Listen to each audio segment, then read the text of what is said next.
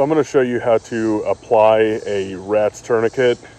It's kind of the survival item that nobody wants to.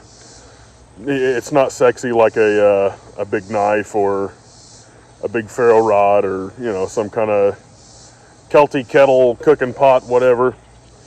But if you have an accident with a blade, you're going to wish you had one of these if you don't. And chances of you getting your belt or using paracord, yeah, I mean, an arterial bleed is one of those things that you've got about 90 seconds. So you need to have something that's designed for that and readily available, preferably on like a pouch on the outside of your pack, on your belt, or like these, you can run them through the MOLLE if you have a MOLLE attachable backpack. So, you take some upper arm, rip that thing out.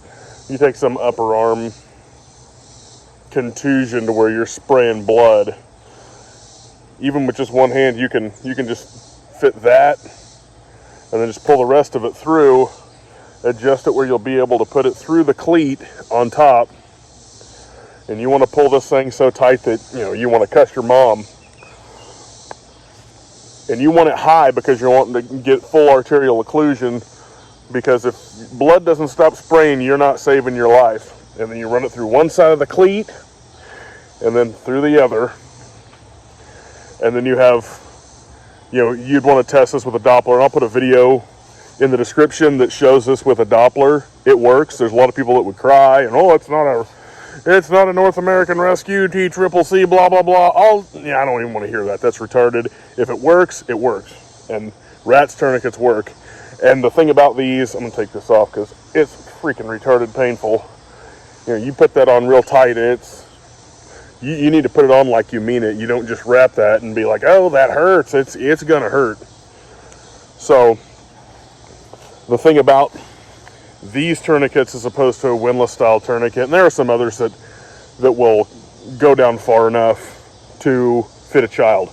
These are very useful for tourniqueting off something if it happened to a child. So that's the number one reason to have one of these for me. I've got windlass style tourniquets that fit me fine. I think a windlass style fits my leg better than this does. So I usually have a windlass with me in like a chest rig or something like that.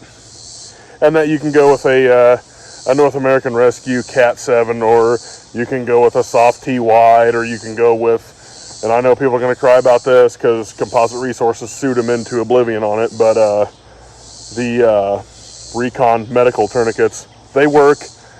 I don't care that you don't like that it's not TCCC, it's not, but it works. Cry about it. But having a tourniquet in your kit for just moving about every day is something that you really need to think about. And if you're going to have two medical items, make it two tourniquets. So if one doesn't work, two will definitely aid in that. But these, again, they work for kids. They're freaking awesome. I like them, and they're like $20. They're not the price of like a full-on windlass style tourniquet.